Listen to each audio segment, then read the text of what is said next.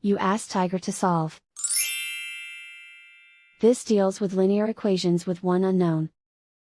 The final result is x equals -3. Let's solve it step by step. Group all x terms on the left side of the equation. Subtract x from both sides. Group like terms.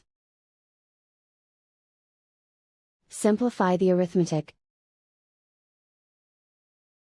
Group like terms.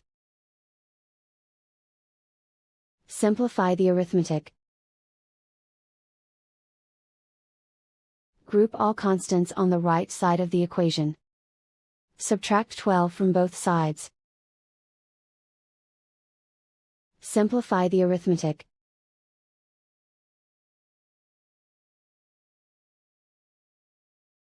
Isolate the x.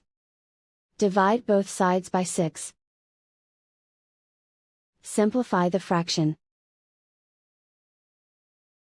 Find the greatest common factor of the numerator and denominator. Factor out and cancel the greatest common factor. And so the final result is x equals -3.